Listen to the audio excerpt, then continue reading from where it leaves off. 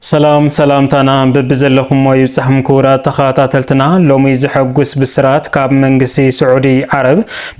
سعودي عرب لو معلات نشدش تور حيز صنح ناي محرات ملأختي أم حلاليفو الناتب هاليو زيد ما بستفلالي مخنيات كاب زعالت زيا أبيت معصرتي زنورن ناي منكس أغسي ورغتهم زتم انطولن بستفلالي خونتات أبسري بيتن كوم دما كاب حقن كاب بوليسن إنها دمو زنورو دكي آنستيخنا دكي توعاتيو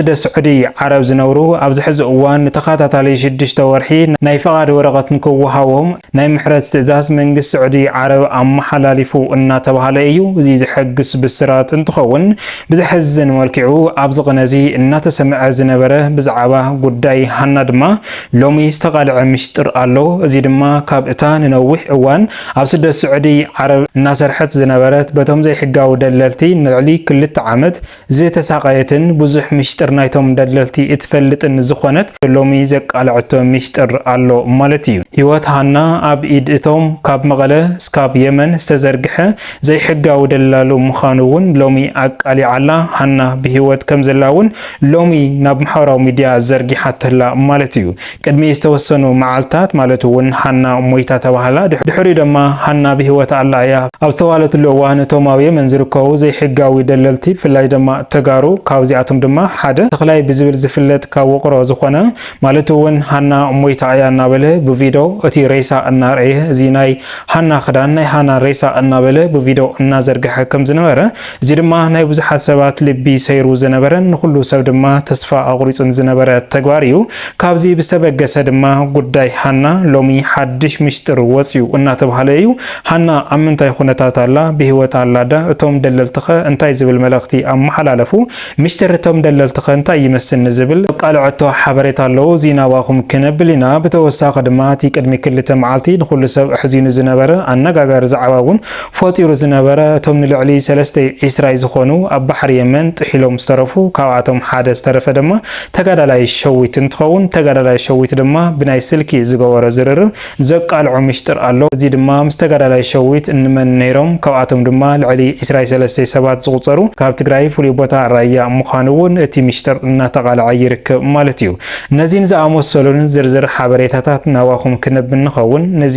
ቻነል ናዚ ሓደሽ ተዳኹንኩም ሰብስክራይብ ናውልኩም ኣባላትና ላይክ ሼር ናውልኩም መደባትና ስካብ መወዳእታ ሓቢርኩም ናጽንሑ ፈለማ ናብቲ ብስራታዊ ሓጎስ እናተባሃለ ኣብ ዝተፈላለዩ ማሕበራዊ ሚድያውን እናተዘርግሐ ዘሎን ናይ ኩሉ ተስፋውን ኮይኑ ዘሎ ኣብዚ ሕዚ እዋን መንግስቲ ስዑዲ ዓረብ ዘመሓላለፈቶ መልእኽቲ ኣሎ እዚ መልእኽቲ ድማ ናይ ምሕራት ትእዛዝ እናተባሃለ بستفላለዩ ተጠቀምቲ ማሕበራዊ ሚድያ እናተዘርግሐ ዝርከብ እንትኸውን እዚ ናይ ምሕረት ትእዛዝ ድማ በስተፈላለዩ ኩነታት ብሕጋዊ ይኹን ብዘይ ሕጋዊያን አቤት ማእሰርቲ ዝነበሩ ከምኡውን ብዘይ ሕጋዊ ኸይዶም እስካብ ዝዓለት እዚኣ ናይ መንቀሳቐሲ ፍቃድ ብዘይ ምርካውን ኩሉ ግዜ ፖሊስ ብዝመፀ ሃድማ ዝነበሩን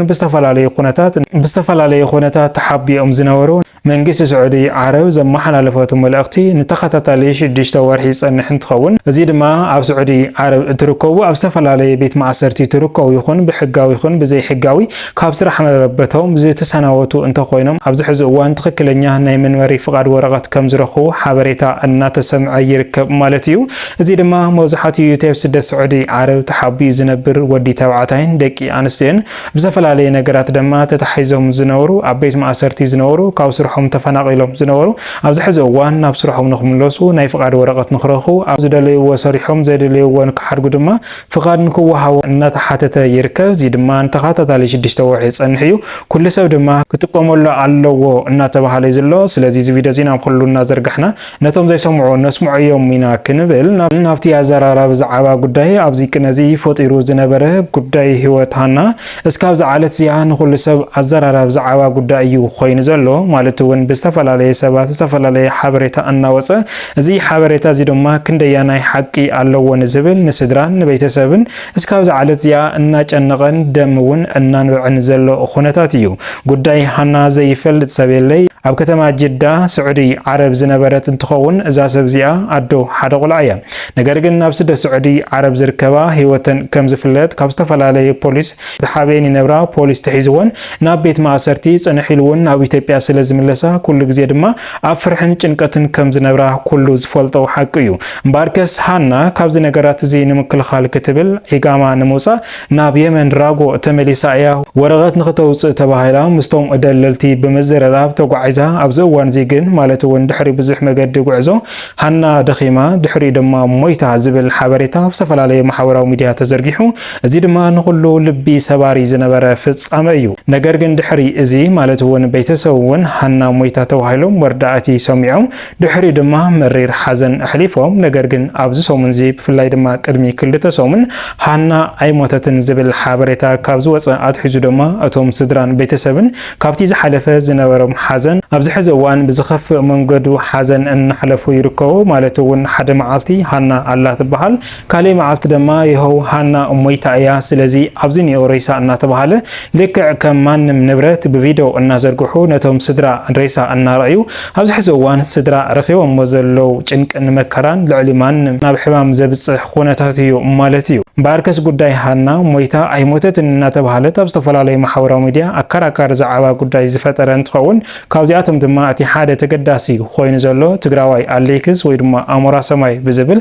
ኣብ ማሕበራዊ ሚድያ ዝፍለጥ እንትኸውን እዚ ሰብ እዚ ድማ ምስ ተኽላይ ብዝገበሮ ዝርርብ ተኽላይ ማለት እውን ተወላዲ ውቕሮ እንትኸውን ደለልቲ ብዝተፈላለዩ ዘይሕጋዊ ደቂ ኣንስትዮ ዘሰግር ዝነበረን ከምኡ ድማ ኣነ እየ ምፅዕየ እናበለ ምስ እቶም ደለልቲ ብምዝርናብ ንልዕሊ 7-8 ወርሒ እውን ደሞዝ ናይተን ደቂ ኣንስትዮ ከም ዝቕበሉ ናይ ብዙሓት ደቂ ኣንስትዮ ሂወት እውን ከም ዘባላሸ ብዙሓት ደቂ ኣንስትዮ ድማ ተስፋ ከም ዝቆረፃ እዩ እዚ ሚስጥር እዚ ተቃሊዕ ዘሎ እምበኣርከስ ካብዚ ዝነበረ ስራሓቱ ብምግንዛብ እዩ ሃና እውን ኣብ ኢድ እዚ ተኽላይ ኣላ እያ እናተባሃለ መልእኽቲ እናተመሓላለፈ ዝነበረ ማለት እዩ በቲ ሎሚ ተመሓላሊፉ ዘሎ መልእኽቲ ካብ እታ ነባሪት ስደ ስዑዲ ዓረብ ዝነበረት ነዊሕ እዋን ድማ ንልዕሊ 2 ወርሒ በቶም ዘይሕጋውያን ደለልቲ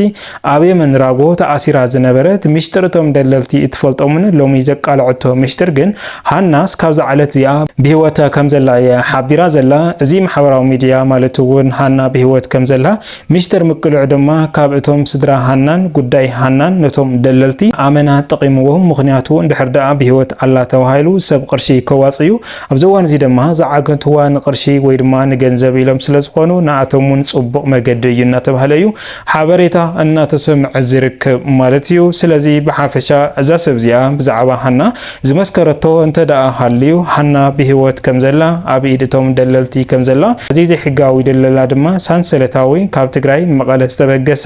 እስካብ የመን ራጎ ዝተዘርግሐ እዩ ስለዚ ድማ እዚ ኔትወርክ እዚ ድማ ንገንዘብ እስካብ ዝኾነ ሃናን ክትወፅእ ድማ ኩላትና ብገንዘብ ይኹን ብዝተፈላለየ ሓሳባት ክንሕግዝ ኣለና ሃና ግን ብሂወት ኣላ ዝብል ትርር ዝበለ መልእኽቲ እያ ኣመሓላሊፋ ዘላ ማለት እዩ ክቡራት ሰማዕትና እምበኣርከስ ሎሚ ዝወናዮም ዝርዝር ሓበሬታና እዚኦም ይመስሉ ነይሮም እስካብ መወዳእታ ሓቢርኩምና ፀንሕኩም ካብ ልቢ እናመስገና ኣብ ዝቕፅል መደባትና እስካብ ንራኸብ ሰላም ሰናይ ፀንሕቲ ይጎደልኩም ሰላምታ ይንዓኩም